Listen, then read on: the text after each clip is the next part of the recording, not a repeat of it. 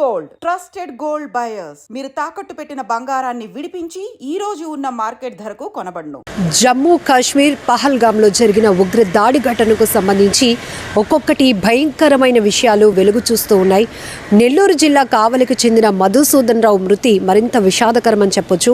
ఎందుకంటే టెర్రరిస్టులు ఏకదాటిగా 42 సార్లు ఆయన్ని కాల్చి చంపారు. వాళ్ళ తూటాలకు ఆయన బలైపోయినటువంటి ఘటన చాలా బాధాకరమైన విషయం. కుటుంబం మొత్తం శోకసంద్రంలో మునిగిపోయింది. ఆ గ్రామంలో విషాద ఛాయలు అలుముకున్నాయి. ఆ కుటుంబాన్ని ఓదార్చడం ఎవరి తరం కూడా కావటం లేదు. ఈయన మధుసూదన్ రావు గారు గతంలో అమెరికాలో పనిచేశారు. 12 ఏళ్ల క్రితం నుంచి ఆయన బెంగళూరులో స్థిరపడ్డారు. బెంగళూరులో సాఫ్ట్వేర్ ఇంజనీర్గా పనిచేస్తున్నారు. మధుసూదన్ రావు గారికి అమ్మా నాన్న 80 ఇయర్స్ ఏజ్ ఉన్నటువంటి తల్లిదండ్రులతో పాటు భార్య కామాక్షి అలాగే కొడుకు కూతురు కూడా ఉన్నారు. ఇప్పుడు వాళ్ళని ఓదార్చడం మాత్రం ఎవ్వరి తరం కావటం లేదు.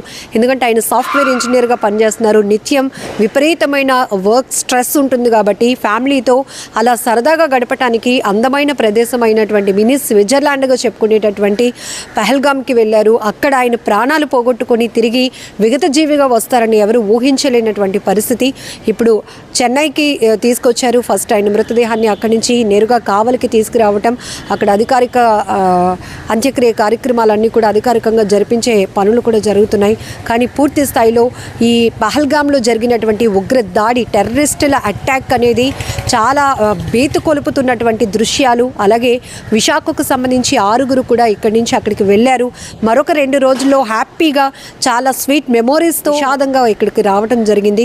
ఎవరైతే సచ్చి చంద్రమౌళి గారు SBI రిటైర్డ్ ఎంప్లాయీ ఉన్నారో ఆయన చాలా యాక్టివ్ రోల్ తీసుకున్నారు. అందరినీ సరదాగా గ్యాదర్ చేసి వెళ్ళారు. ఆయన వైజాగ్లో రిటైర్డ్ బ్యాంక్ ఎంప్లాయీ అయినప్పటికీ కూడా చాలా వాకర్స్ అసోసియేషన్స్లో చాలా యాక్టివ్ మెంబర్గా ఉంటారు. కాబట్టి ఇట్లా ఏర్పడినటువంటి పరిచయాల ద్వారా ఒక 3 ఫ్యామిలీస్ భార్యాభర్తలు కలిపి మొత్తం 6 వెళ్ళటం జరిగింది. అందులో ఆయన ప్రతిదీ లీడ్ చేశారు. చాలా హ్యాపీగా మా జర్నీ కంటిన్యూ అయింది.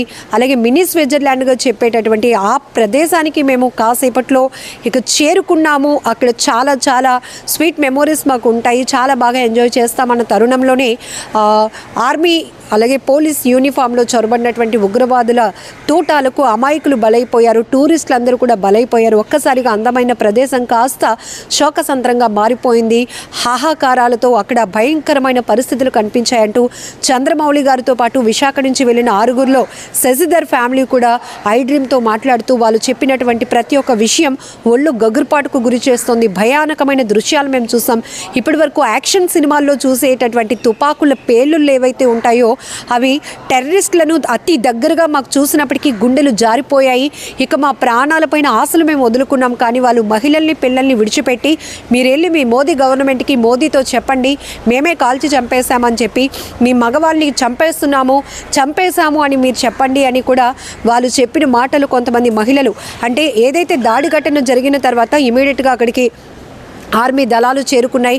వాళ్ళని రెస్క్యూ చేసి దగ్గరలో ఉన్నటువంటి హాస్పిటల్కి తరలించినప్పుడు అక్కడ ఎవరైతే బాధితులు టూరిస్టులుగా వెళ్ళినటువంటి వాళ్ళు టెర్రరిస్టుల చేతిలో దాడికి బలైపోయి బాధితులుగా మిగిలిన మరికొందరు కొన్ని విషయాలు చర్చించుకున్నప్పుడు ఒక్కొక్కరు మాటలు ఇప్పటికీ ఆ చెవుల్లో పడ్డ మాటలు మర్చిపోలేకపోతున్నాం. ఇప్పటికీ కూడా ఆ ప్యానిక్ సిచ్యువేషన్ నుంచి మేము బయటపడలేకపోతున్నాం. మా కాళ్ళు చేతులు వణికిపోతున్నాం అంటూ శశిధర్ వాళ్ళ భార్య కానీ శశిధర్ గారు కానీ చెప్తున్న మాటలు వింటేనే ఇంకా ప్రతి ఒక్కరు కూడా అసలు పర్యాటక ప్రదేశాలకు వెళ్ళాలంటేనే ఇంత వణుకు పుట్టించేటటువంటి సిచ్యువేషన్ని ఈ దాడి ఘటన ద్వారా ఒక్కసారి మనం చూసుకోవచ్చు.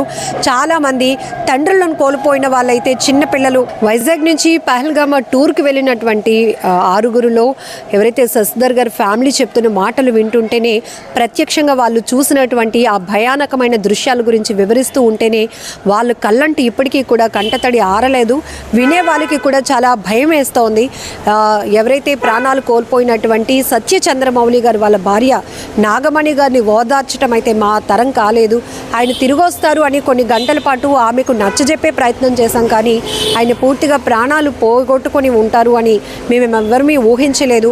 టెర్రరిస్టులు అంత ఉగ్ర మోకల దాడిలో అమాయకుల్ని పొట్టను పెట్టుకున్నారు. అసలు కాశ్మీర్ అంటేనే పర్యాటకుల పైన ఆధారపడినటువంటి ప్రాంతం. అతి సుందరమైన ప్రదేశాలలో టాప్ ప్లేస్లో ఉన్నటువంటి ప్లేస్ అది. కానీ ఇలా ఎంతో ఎంతో సరదాగా ఆహ్లాదంగా కుటుంబాలతో గడపడానికి వెళ్ళిన వాళ్ళు, హనీమూన్ కోసం కొత్తగా పెళ్ళైనటువంటి జంటలు, ఇంకా 7 రోజులు మాత్రమే అయినటువంటి భారత నేవీ ఆఫీసర్ ఎవరైతే వినయ్ నార్మల్ గారు, వీళ్ళందరూ కూడా ప్రాణాలు పోగొట్టుకోవటం, ఆ భార్య దిక్కుతోచని స్థితిలో ఏడవటం, ఇవన్నీ దృశ్యాలు ఇంకా మా కళ్ళ ముందే కదలాడుతూ ఉన్నాయి. ఇంకా మేము అప్పుడే తేరుకుంటాము అని కూడా మేము అనుకోవటం లేదు. ఇప్పటికే మా ఆరోగ్య పరిస్థితి కూడా చాలా క్షీణించినటువంటి సిచ్యువేషన్ ఉంది అని కూడా వాళ్ళు చెప్తున్నటువంటి మాటలు ప్రతి ఒక్కరిని కదిలిస్తున్నాయి. ప్రపంచ దేశాలు కూడా ఈ దాడిని తీవ్రంగా ఖండిస్తున్నాయి. అలాగే ఇప్పటికే ప్రధాని మోదీ గారు స్టేట్మెంట్ కూడా చూస్తున్నాం. ఎక్స్లో చాలామంది వాళ్ళ అభిప్రాయాలు వ్యక్తం చేస్తున్నారు. మరికొంతమంది నెటిజన్లు అయితే చాలా సీరియస్గా ఫైర్ అవుతున్నారు. వాళ్ళని పట్టుకున్నా కూడా ఊరికే శిక్షించొద్దు, వాళ్ళకి నరకం అంటే ఎలా ఉంటుందో, అమాయకుల్ని పొట్టన పెట్టుకున్న వాళ్ళకి ఆ నరకాన్ని చూపించాలి, అలాంటి శిక్ష విధిస్తేనే ఈ దాడికి ప్రతీకార చర్యగా ఉంటుందని ఒక్కొక్కరు ఒక్కొక్క రకమైన అభిప్రాయాన్ని వ్యక్తం చేస్తూ ఉన్నారు. ఇక్కడ కేవలం భారతీయుల్ని టార్గెట్ చేసి ఇక్కడ జరిగినటువంటి దాడిలో మతానికి సంబంధించి కాదు, అందులో ఒక ముస్లిం వ్యక్తి కూడా ఏదైతే ఈ ప్రాంతానికి వెళ్ళటానికి కాలినడకన వెళ్లాల్సి ఉంటుంది, లేదు అంటే కొంతమంది నడవలేని పరిస్థితిలో ఉన్న వాళ్ళు గుర్రాల పైన కూడా వాళ్ళని కూర్చోబెట్టి తీసుకెళ్తూ ఉంటారు. అందులో ఒక హార్స్ని ఎవరైతే రైడ్ చేస్తూ ఉంటారో ఆ పర్సన్ కూడా చాలామందిని రెస్క్యూ చేసినటువంటి దృశ్యాలు సోషల్ మీడియాలో వైరల్ అవుతున్నాయి. అతనికి అందరూ కూడా హ్యాట్స్ ఆఫ్ చెప్తున్నారు. ఎందుకంటే అంత రిస్క్ సిచ్యువేషన్లో కూడా తన ప్రాణాలను కూడా పక్కన పెట్టి చాలామందిని రక్షించాలని ఆయన చేసిన ప్రయత్నం కూడా చాలా ప్రశంసలు అందుకుంటోంది.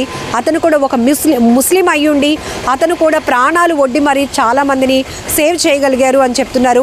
ఇక్కడ మతానికి సంబంధించిన దాడి కాదు ఇది, ఖచ్చితంగా ఉగ్రవాదుల దాష్టికానికి ఖచ్చితమైన ప్రతీకార చర్య ఉండాల్సిందే అంటూ ప్రతి ఒక్క నెటిజన్లు కూడా ఫైర్ అవుతున్నారు. ప్రతి ఒక్క నెటిజన్లు కూడా కేంద్ర ప్రభుత్వాన్ని రిక్వెస్ట్ చేస్తున్న పరిస్థితులు కూడా కనపడుతున్నాయి.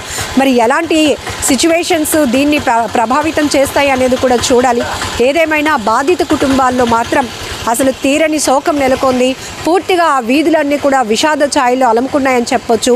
ఎవరు తేరుకోవటం లేదు. అపార్ట్మెంట్ కల్చర్ కాబట్టి మా అపార్ట్మెంట్లో ఇలా జరిగిందా, వీళ్ళు ఊరు వెళ్ళి ప్రాణాలు పోగొట్టుకున్నారా అని ఒక్కొక్కరు ఇంకా ఆ షాక్లోనే ఉన్నటువంటి పరిస్థితులు అయితే ప్రస్తుతానికి కనపడుతున్నాయి.